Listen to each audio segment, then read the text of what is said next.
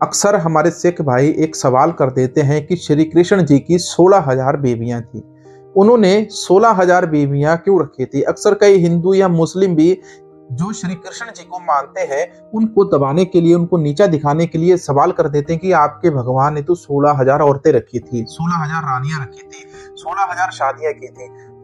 वाहेगुरु जी का खालसा, वाहेगुरु जी की फतेह। तो आखिर इसके पीछे कारण क्या है? आखिर उन्होंने ये 16,000 रानियां किस प्रकार से रखी और कहां से उनको ये 16,000 लड़कियां मिली थी? तो आइए आज के वीडियो में आपको इसके बारे में बताते हैं। यदि आप हमारे चैनल पर नए हैं तो इस चैनल को सब्सक्राइब कर लीजिए। हम बात करते हैं श्री कृष्ण जी के बारे में। तो श्री कृष्ण जी की जो 16,000 पत्नियां थी, उनका सत्य ये था कि सारा किस्सा एक राक्षस के साथ जाकर मिल जाता है। एक दैत्य, एक राक्षस 16,000 कन्याओं को किडनैप करके अपने किले के अंदर बंद कर लेता है। ऐसे में जब उसकी शक्ति उसके अंदर ज्यादा हो जाती है तो उसको अपनी शक्ति का वहम हो जाता है। फिर वो सारे देवताओं को उनके घर से निकाल देता है। ऐसे में सभी देवता श्री कृष्ण जी के पास आते हैं। इधर जो 16,000 कुंवारी कन्याएं थी वो भी भगवान से ये अरदास करती हैं कि उनको बचाया जाए, हे भगवान उन्हें बचाएं। तो ऐसे में श्री कृष्ण जी के पास जितने भी देवतागण होते हैं वो आते हैं और वो आकर फरियाद करते हैं कि इस प्रकार से एक राक्षस है, उस राक्षस ने इतनी कन्याओं को और हमारा इतना सारा सामान अपने अधीन कर रखा है, उसने कब्जा कर रखा है, उसने हमें भी हमारे घर से निकाल रखा है। श्री कृष्ण जी आप उसका जाकर वध कीजिए।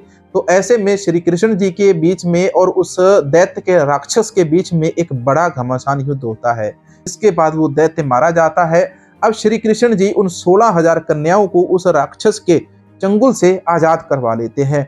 लेकिन वो कन्याएं रोती हैं, वो कहती हैं कि भगवान कृष्ण जी, हम कन्याओं को इस राक्षस ने अपने अधीन रखा था, ना तो हमारे घर वाले हमें अपनाएंगे और ना ही हमारी शादी होगी। तो ऐसे में श्री कृष्ण जी उन कन्याओं को कहते हैं कि मैं इस समाज के अंदर बदनामी सहन कर लूंगा, लेकिन तुम सभी की सभी मेरी रानियां बनो, तुम सभी के साथ मैं शादी कर लेता हूं। आज से तुम सभी मेरी पत्नियां हो। बाकी 16,000 लड़कियां जिनके साथ श्री कृष्ण जी ने ये शादी की थी। ऐसे काफी सारा इतिहास है जो आपको अक्सर लोग ये टिप्पणी कर देते हैं कि श्री कृष्ण जी की 16,000 पत्नियां थी, तुम्हारा भगवान तो रास लीला करता था, इतनी इतनी कन्याओं के वो कपड़े चुराता था। तो नदी से श्री कृष्ण जी उन गोपियों के कपड़े क्यों चुराते थे? वो उन गोपियों को सिखाना चाहते थे जिस प्रकार से तुम सभी की सभी गोपियां इस नदी के अंदर कपड़े उतार कर रंगी होकर इस नदी के अंदर नहाने चली जाती हो। कपड़े उतार कर तुमने यहाँ पर रखे हैं, इनको उठाकर कोई भी भाग सकता है। जिस प्रकार से तुम सभी के सभी इस नदी के अंदर घुस जाती हो, कोई भी तुम्हारे साथ अनहोनी हो सकती है। इसलिए यदि तुम्हें अपने कपड़े उतारने हैं तो अपनी कुछ सहेलियों को यहाँ पर बाहर खड़ा करो, आदि नहाने जाओ, आदि बाद में नहाने जाओ और अपने कपड़ों की सुरक्षा करो। इस प्रकार से भगवान श्री कृष्ण अलग अलग लीलाएं बनाकर इन लोगों को समझाते रहते थे। उन महिलाओं को भी समझाते हैं, उन पुरुषों को भी समझाते हैं।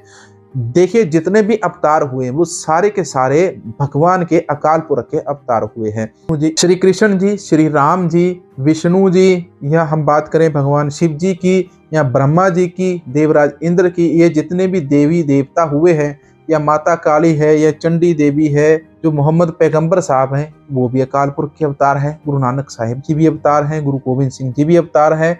तो ऐसे में जितने भी अकाल पुरख के अवतार हैं उन सभी का आदर करो, उन सभी का सम्मान करो और आप जिस धर्म के अंदर हैं उस धर्म की शिक्षा जरूर ग्रहण करें।